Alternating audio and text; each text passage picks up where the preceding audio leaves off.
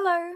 Today I'm going to talk to you about the various adaptations and spin-offs of Pride and Prejudice by Jane Austen. I'm only going to talk about the ones that I've read or seen, so there's lots missing. I first read Pride and Prejudice when I was about 14 or 15 and I really liked it. Since then I've seen plenty of adaptations and I've read some, and it's wonderful to see that a great work of literature can inspire so much art. I'm going to start with the adaptations that follow the setting and the time period most closely. So the first one is this one, the BBC miniseries from 1995 with Colin Firth in the role as Mr. Darcy. This is a very iconic adaptation and it is really good. It follows the story very closely and I really like it. Next we have this one. It's the adaptation from 2005 with Keira Knightley as Elizabeth Bennet. This one is also very well known and it is really good. For me, this one gets points for aesthetics and music, and I can really appreciate what they've done with the story. Now I'm going to talk about some adaptations that have taken the story into modern times. The first one I don't have here to show you. It's Pride and Prejudice. It's a Bollywood film version of Pride and Prejudice and I think it's really well made. I quite liked it. Even as a novice in Bollywood films. Then we have an amazing adaptation that's one of my favourites, and that is the Lizzie Bennet Diaries. This is the DVD box set of the web series that's called the Lizzie Bennet Diaries. I followed it from the start and it made me really excited, and the fandom that sprang up around this was amazing.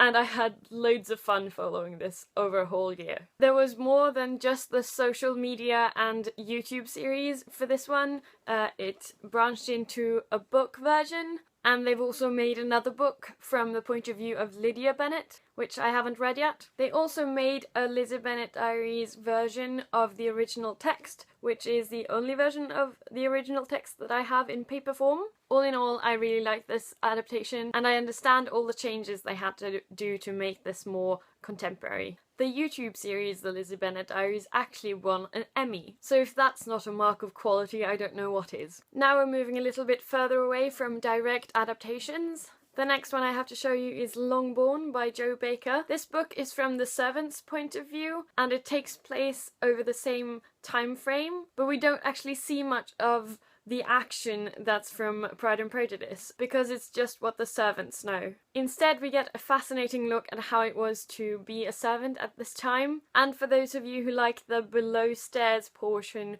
of Downton Abbey, this is a great read. Then we have another one that I can't show you because I've given it away, and that is Death Comes to Pemberley by P.D. James. I'm not much into crime and whodunits, and I didn't feel like this one was very well done. The characters all felt a little bit out of kilter, and I was never quite at home in this book. Then we have Austenland. This film is contemporary, but it involves a place where people can go and sort of pretend that they're inside Jane Austen's novels, and this one Austen fan goes to find her Darcy, I guess. Lots of hilarity ensues and it's great fun. Finally, we have Lost in Austen. In this one, a modern woman finds a portal into Pride and Prejudice, and she keeps messing up the story. She meets a lot of challenges and there's a lot of funny moments and it's wonderful. It gives me quite a lot of second-hand embarrassment, so I can't watch a lot of it at a time, but I quite like it anyway. It doesn't take itself too seriously and it also doesn't take